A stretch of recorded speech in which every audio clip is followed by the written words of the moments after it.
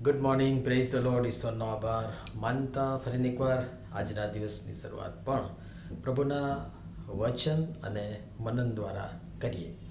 પ્રભુનું વચન કહે છે, એ માટે તેઓને કહે, પ્રભુ યહોવા કહે છે કે મારું કોઈ પણ વચન હવે પછી મુલતવી રાખવામાં આવશે નહીં, પણ જે વચન હું બોલીશ તે ફળીભૂત થશે, એમ પ્રભુ યહોવા કહે છે. હઝકીએલ પ્રવક્તાનું પુસ્તક, તેનો 12મો અધ્યાય અને 28મી કલમ.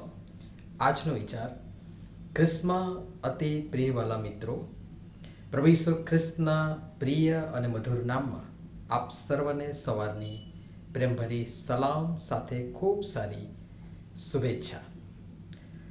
પ્રભુ પરમેશ્વરે અત્યાર સુધી ઘણું બધું મુલતવી રાખેલ છે અને એટલે જ આપણે જીવિત અને હયાત છીએ. અને આજે પણ એ રાખી રહ્યા છે, રાખ્યું છે. બાકી તેમની દ્રષ્ટિથી આપણી માણસ જાતની જે પરિમાણ છે, દ્રષ્ટિ છે, માપતોલ કરવાનું પરિમાણ કહી શકાય, માપ કહી શકાય, એનાથી નહીં, પણ તેમની દ્રષ્ટિથી, તેમની રીતે અને તેમના ન્યાયની રૂએ આપણી સાથે વર્ત્યા હોત તો આખા વિશ્વમાંથી કદાચ નહીં, પરંતુ ચોક્કસ એક પણ માણસ બચી શકત નહીં.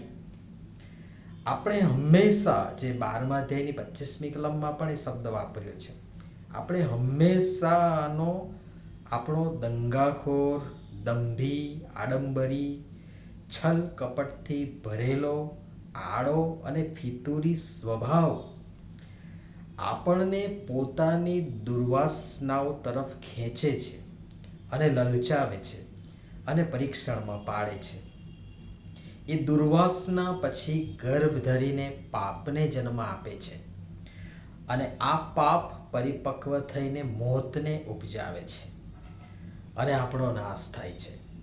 કિંતુ આપણે એવા ઘણા પ્રસંગો કાલે પણ જોયા અને એ પ્રકારના બીજા પણ ઘણા બધા પ્રસંગો પવિત્ર શાસ્ત્ર બાઇબલમાં, જૂના કરારમાં અને નવા કરારમાં પણ છે, ઘણા બધા છે, જે મુજબ કોઈ એકની મક્કમ મજબૂત દરમિયાનગીરી કે મધ્યસ્થિતિ અને દેવની કૃપા તથા દયામાં આવી પડેલ, આપણા પર આવી પડેલ દેવના કોપ સમાન શિક્ષા કે આફતને પરમેશ્વરે તેમની અખૂટ કૃપામાં મુલતવી રાખેલ છે. ફરીથી કહીશ કે આપણે એવા કોઈક એકની મક્કમ મજબૂત મધ્યસ્થી કે દરમિયાનગીરી અને આપણા પ્રમુખ યાજક પ્રભુ ઈસુ ખ્રિસ્તની મધ્યસ્થી અને દેવની કૃપા તથા દયામાં આપણા પર આવી પડેલ એ આપણા પાપના પરિણામ સ્વરૂપ કોપ સમાન શિક્ષા કે આફતને પરમેશ્વરે તેમની અખૂટ કૃપામાં મુલતવી હાલ સુધી રાખેલ છે. અને વ્યક્તિ, કુટુંબ, સમાજ, મંડળી, દેશોનો પણ બચાવ થયો છે. આપણ સર્વની હાલ સુધી અનેકોનેક તકો આપણને મળી છે.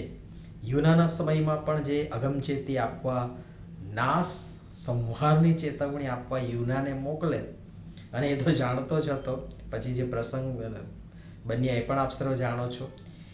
એ ગયો ને એની દેવ તરફથી એણે જે વાત મૂકી એ સાંભળી, સમજી, ચેતી, રાજા, પ્રજા, ઢોર ઢાક સહિત પાપનો સ્વીકાર કરી પશ્ચાતાપ સાથે ધૂળ અને રાખમાં બેઠા ને પરમેશ્વરે વિચાર બદલ્યો, મુલતવી રાખ્યો અને આપત્તિનો અમલ કર્યો નહીં. યુના 3 અધ્યાયને 1-10 જો તમે વાંચશો તો ત્યાં બહુ સરસ સંક્ષિપ્તમાં તેનું વર્ણન કરવામાં આવ્યું છે. કારણ કે પરમેશ્વર ઈચ્છે છે કે આપણામાંથી એકનો પણ નાશ ન થાય, પણ બધા જ બચી જાય અને અનંત જીવન, ભરપૂર જીવન પામે.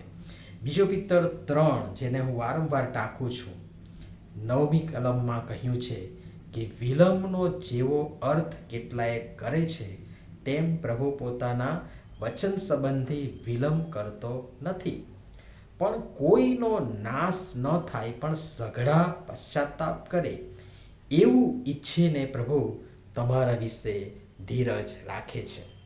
એક બહુ સરસ ગીત જે મને બહુ જ ગમે છે, એના શબ્દો છે, કૃપાના આ દિવસો છે હમણાં, ચેતી જાઓ ત્યજીને ભ્રમણા, ચેતી જાઓ ત્યજીને ભ્રમણા, દિવસ ન્યાયનો આવે તે પહેલાં, તારણ પામી લો ઈસુમાં વહેલા, તારણ પામી લો ઈસુમાં વહેલા.